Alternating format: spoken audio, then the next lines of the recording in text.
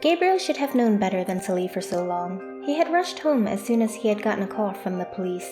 Something about a violent trespasser. The suspect was in custody. There was police tape surrounding his mansion when he arrived, and several of his employees were standing around, worry clearly etched on their faces. An officer caught up with him and filled him in on the details.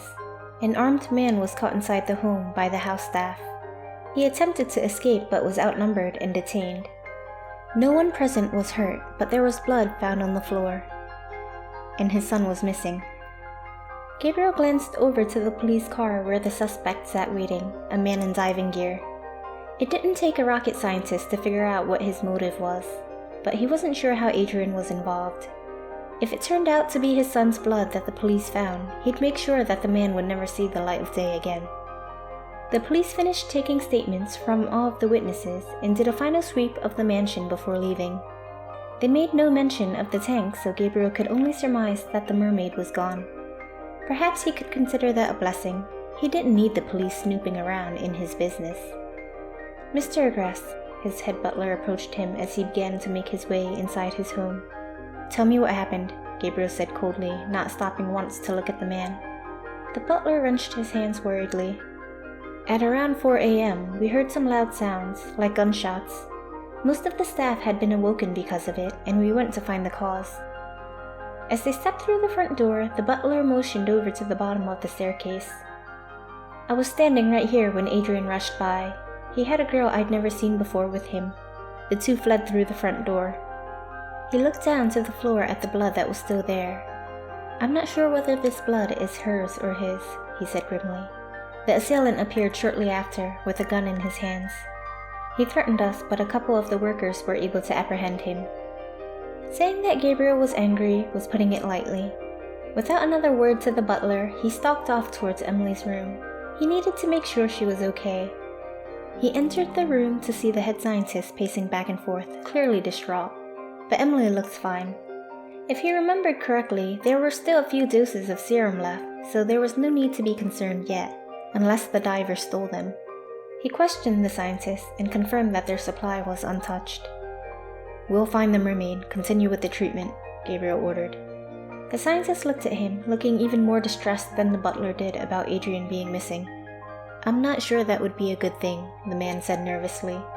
The impatience on Gabriel's face was very clear now, and it propelled the scientist forward to the foot of the bed.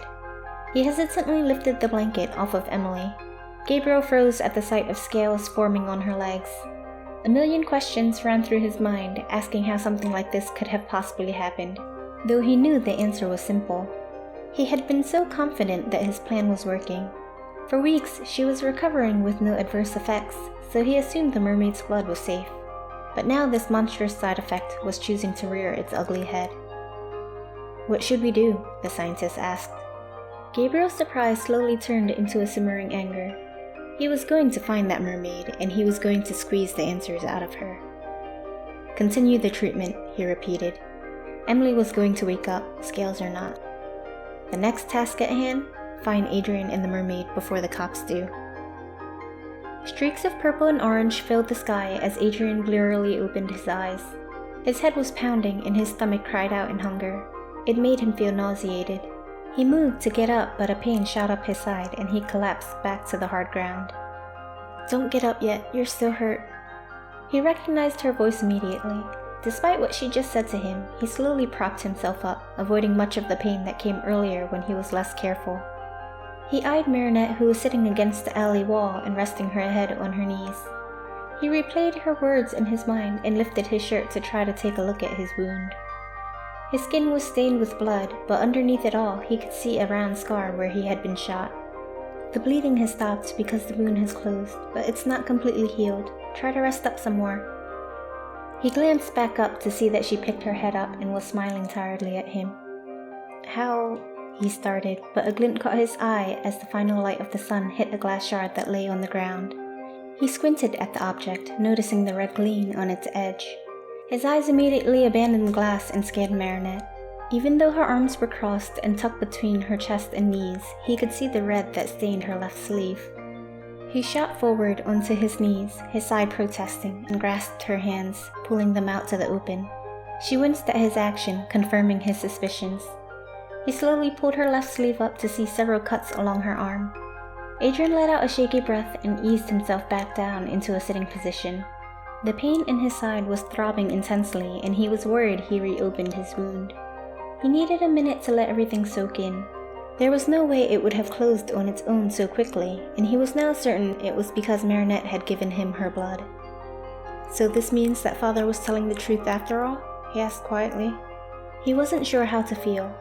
Before, he had resolved that even if she had lied, it would be justified. But now that it was confirmed, he wavered in his convictions, the feeling of betrayal gnawing at him. "No, I wasn't lying," she whispered as she brought her arms back and returned to her huddled position. Mermaids aren't immortal, and their blood and flesh can't grant any miracles, but... She hesitated as she fiddled with her bloody sleeve. "I'm different." "What do you mean?" he pressed her. With her insistence that she was telling the truth, he felt a weight lift from his heart. But at the same time, her next words made it feel heavier than ever. "Do you know what it's like?" she asked as she turned her vacant gaze towards the sky. "Living on and on, constantly watching those around me die." His heart ached for her. It all suddenly made sense to him, the way she acted and the things she said. Her being despondent when asked about friends or family. He wondered for exactly how long she lived, not getting close to anyone just to save herself from the despair of losing them. "Mermaids used to be humans, you know," she smiled bitterly as she returned her gaze back to the ground. "But due to one man's sins, his whole village was cursed to live under the sea." Her hand dropped down into her hoodie pocket and she pulled out a pendant, its red color still shimmering and vibrant in the darkening night. It looked familiar to him, and he recalled her wearing it when he first met her. He hadn't noticed when she stopped wearing it. This jewel is part of a pair, representing the god of creation, while its partner the god of destruction, two halves of a whole that should never be separated. But the newly appointed village head stole this from its home, reasoning that the gods had no need for such jewels. In fury at losing his partner, the god of destruction punished the villagers for their leader's action. But that wasn't the only punishment.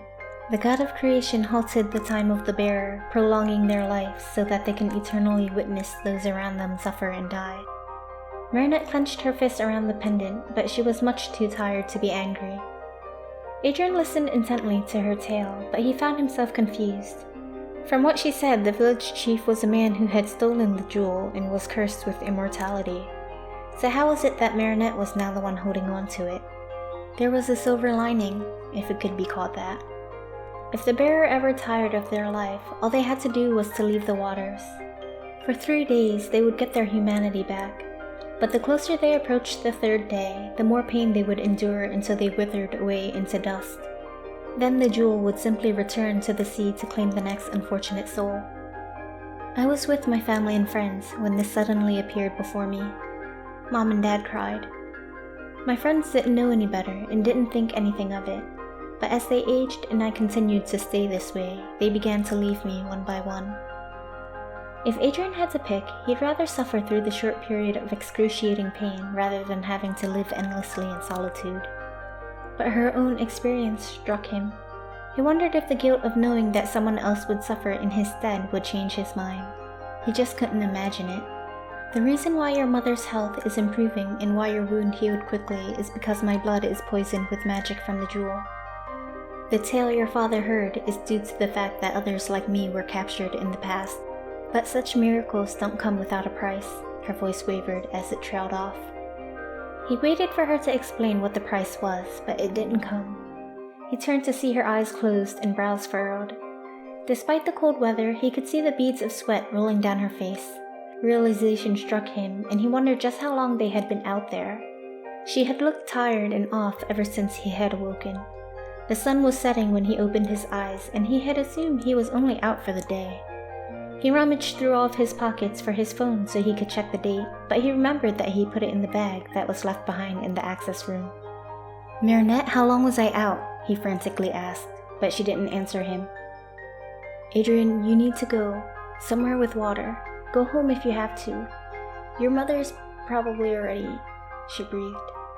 Her body curled up even tighter, trembling as she tried to bear the pain that suddenly increased tenfold. "No, we can still make it to the ocean. If not, we just need to submerge you into water, right? Come on." He moved to stand, the pain from his injury making his legs wobble. He held his hand out to her, but she barely managed to get onto her knees before collapsing to a heap on the ground. He lowered himself back to the ground to help her, but her body was dead weight. The best he could do was gather her up in his arms and hold her tightly. In the worst case scenario, he was out for over 2 days and they had less than 12 hours before her time was up. In the best case, he was out for just the day like he thought, and her pain was only going to get worse from here on out. Either way, he needed to get her back into the water as soon as possible. But it was easier said than done when she couldn't even stand and he was in no condition to support her. The cold truth began to seep into his pores, chilling his bones. He was helpless.